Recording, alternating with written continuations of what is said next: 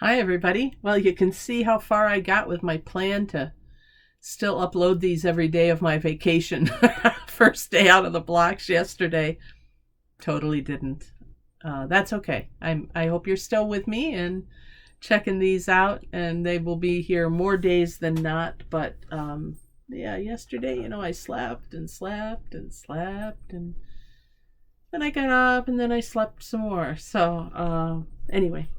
I've been reading something. Well, I read it several days ago. I've been mulling it over for several days since then, and it's a writing from Richard Rohr on the website of Center for Action and Contemplation that I've shared with you before.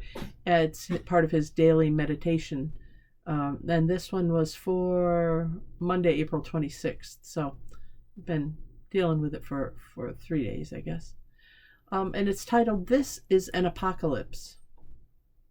And I want to share it because I want to talk about it in terms of us on our spiritual journeys and where we are right now in the world. He begins by talking about how it was April of last year when he was asked by this group, Call to Unite, to share his thoughts about what we might learn from this whole COVID experience. And this is what he writes. What apocalyptic means is to pull back the veil, to reveal the underbelly of reality. And that is truly the etymological understanding of apocalyptic. It is unveiling. It uses apocalyptic literature uses hyperbolic images, stars falling from the sky, the moon turning to blood. The closest thing would be contemporary science fiction, he says, where suddenly you're placed in an utterly different world, where what you used to call normal doesn't apply anymore.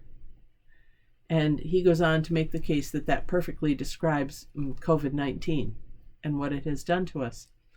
So hear this word rightly. It is meant to shock, he says. This is an apocalypse happening to us in our lifetime that's leaving us utterly out of control. We are grasping to retake control by things like refusing to wear masks or defying boundaries at potential super spreader events. But I think we now know in a new way that we can't totally take control. There is a giveaway in all of the apocalyptic sections of the 3 synoptic gospels, and he goes on to talk about where those sections are in Mark, Matthew, and Luke. He said, we would have done history a great favor if we would have understood apocalyptic literature. It's not meant to strike fear in us as much as a radical rearrangement. It's not the end of the world, it's the end of worlds. Our worlds that we have created. In the book of Revelation, he writes, also called the Apocalypse or Revelation to John, John is trying to describe what it feels like when everything falls apart. It's not a threat. It's an invitation to depth.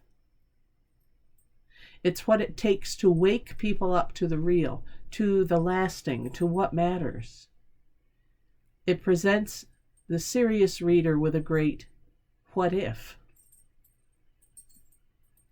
Our best response is to end our fight with reality as it is.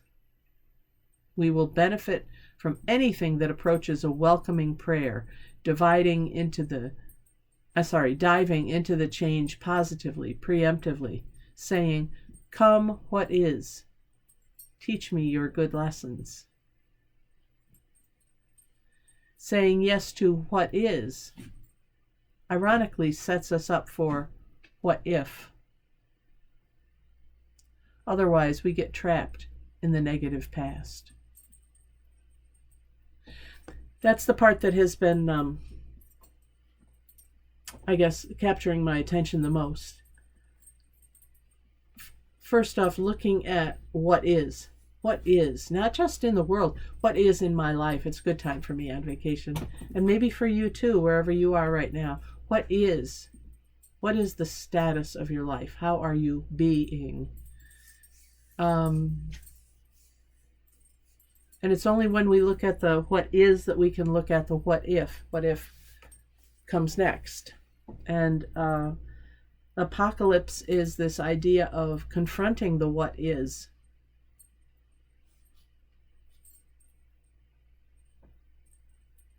I find myself doing that, and part of my goal for this vacation is I don't even know how to put words to it yet. It's too soon, but it has something to do with repositioning myself in my life, spiritually as well as physically and relationally, and changing the priorities of my life. In my case, I'm looking at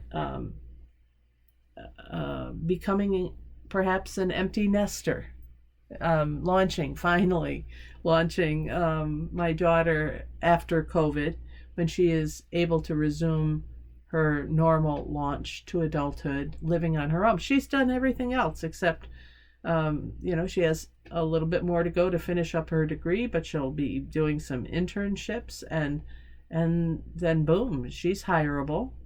And not only that, but she's anxious to move out of this house, which is good, right? We want to give our children roots and wings.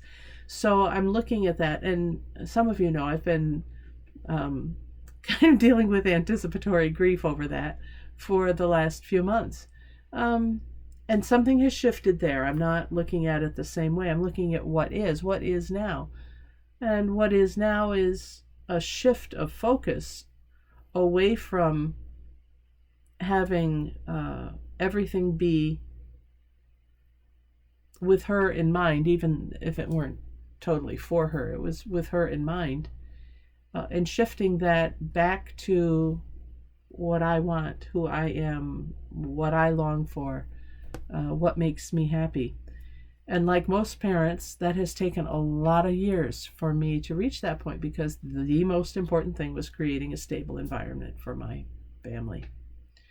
Well, now I find myself sort of like where I was in my 20s and 30s, before I had a family to be so focused on. And I'm finding that really nice. And I talked with a friend about it the last couple of nights, who's going through something similar. And it really is shifting the set point. What is going to be the set point for my life? What is the fallback position of prioritizing or interpreting life events? And it has shifted. It's shifting professionally. It's shifting personally. It's shifting spiritually. And I find that very exciting. So it is sort of an apocalyptic time where I'm pulling back the veil, looking at what is around me so that I can think about, well, what if for the next phase. I encourage you to adapt this to your own life, however that might be calling to you today. What is in your life? And what could God, Spirit, Jesus, the universe, the beloved, be creating for you next and sending your way? And how do you shift that set point? I'm sure I'll do more on this concept of a set point. But for right now, for today, I think that's enough for us to think about. Unveiling what is, so that we can be open to what if. Okay? Thanks for joining me. I appreciate this prayerful time with the pastor, when I can kind of sit with you and think of something greater than ourselves. I'm Pastor Deb Swift of South Presbyterian Church in Rochester, New York, on vacation. I'll see you when I see you, probably tomorrow, but if not, fear not. It won't be long. It's just because I'm settling in and letting go. I feel like I've been shrink wrapped. So one of my friends explained it to me as, I've been shrink wrapped for a long time, holding things together for a lot of people during this pandemic, and holding myself together so I could hold things together for people, and letting the shrink wrap just sort of breathe and loosen. And I appreciate those of you who've written to me that you are holding me in prayer during this time of rejuvenation. With any luck, we'll get outside. Today it's in the 40s and rainy, but sometime in the next 3 weeks, I'm counting on being able to get out in the garden a little bit and start there. So think of me. I appreciate your prayers, and we'll see you next time, okay? Until then, God bless, take care, and bye for now.